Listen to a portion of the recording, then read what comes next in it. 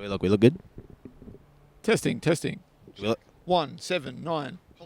do we look good? Oh my God, George Mangos. Hey guys, it's George from Southern Cross Combat here with Justin Van Heerden. Justin, how you been feeling for this fight? Yeah, pretty good. Excited to be back in Hex. Excited to be on the card. Excited. It's good. How you feeling? Your return to lightweight. How's the camp been? How's the prep been for that? Yeah, so the prep's been good. Lightweight was the only option. That guy I fought at featherweight last time went running. We couldn't get the fight going again. No rematches. He sucks as well. He's shit. Number 2 featherweight. True. Number 2. If you guys check Tapology, still number 2. Yeah. Number 2. Just me and Justin, the only top 2.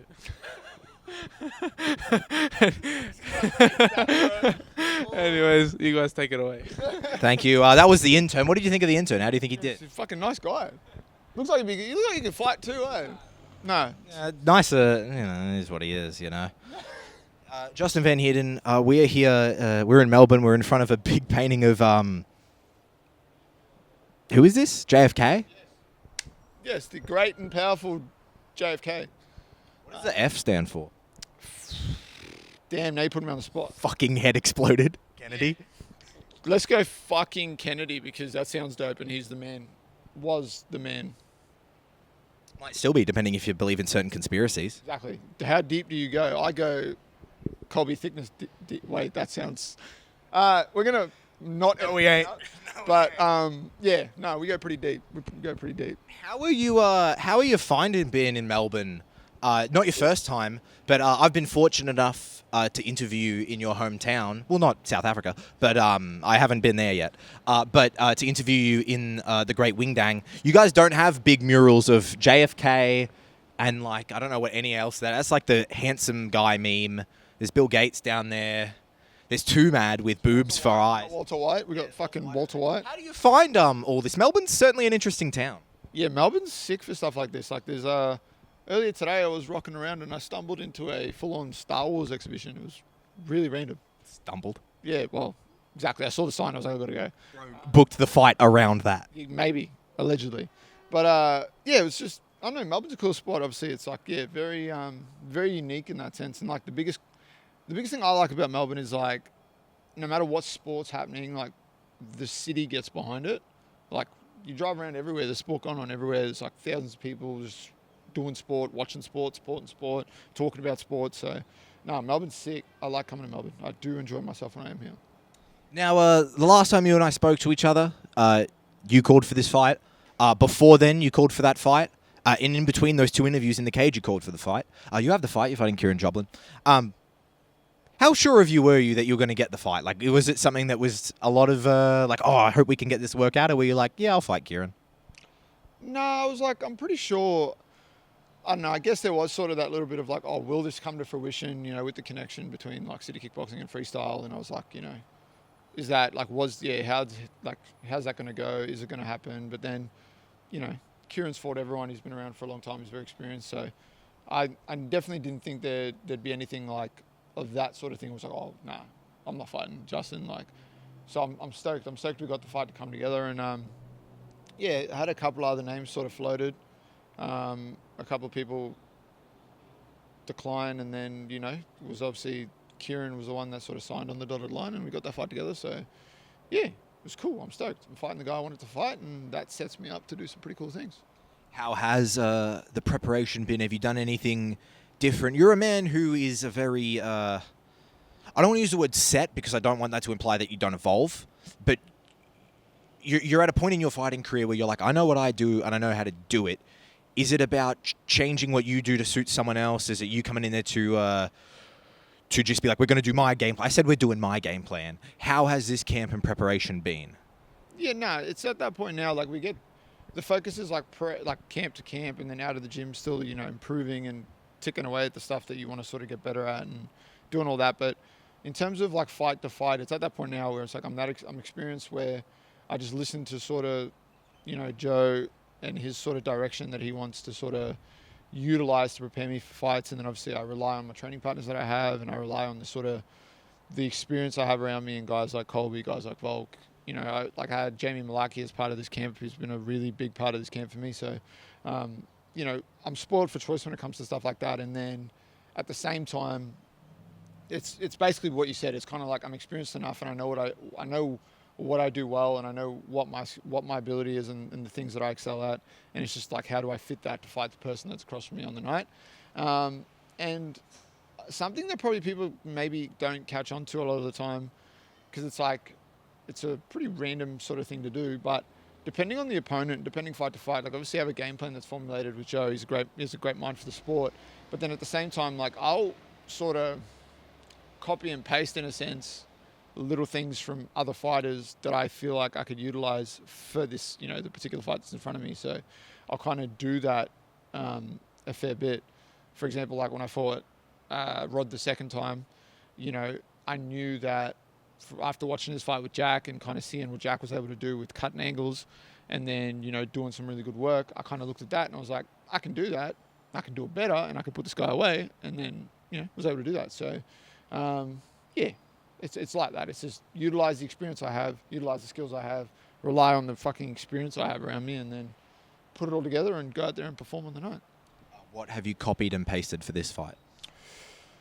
Now, not from like a particular MMA fighter, but as soon as they announced that 5K bonus, I did lean into my gaming, my gaming encyclopedia, we'll call it, of like bad words. Inspiration. And I'm leaning in towards sort of Ryu from Street Fighter type vibe for this one. I'm thinking one of them spinning 720, wheel kicks, or the jumping 180 uppercut.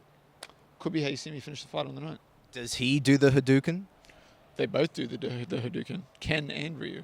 Doesn't you tell me? Does Ken do a Hadouken or does he do a Shoryuken, or are they two different things? That's the kick. Oh, that's the kick. My bad, bro. Me, not a Street Fighter. I don't know if you could tell by this build, but I'm not a Street Fighter. Talking about builds, though. So last time I spoke to you, you fought at lightweight. This time you're also fighting at lightweight. However, as you begin to foray. Let's go Foray. foray. As you begin to go into this new weight class, have you put on any size? Is this going to be different? Have you really like bulked up as a dude? You've never been a small featherweight, but like, have you really like put on size and kind of gone into lightweight Van Heerden? Yeah, obviously, me fighting a lightweight suits my frame quite nicely.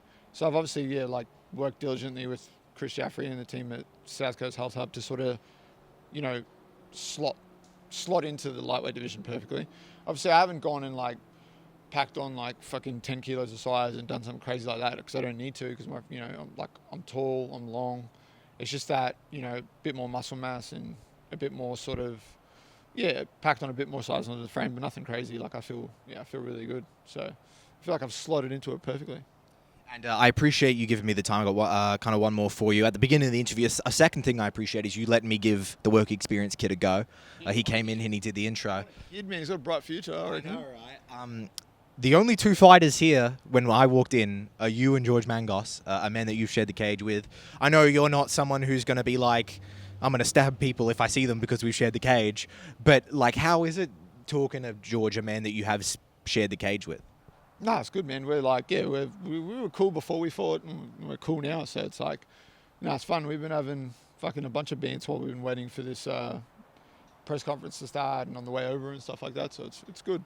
And it's like, I'm stoked that, we're both sort of, I guess, getting to fight again on the same card. Now we're like, he's defending his belt, I'm fighting for the title. It's like, it's cool.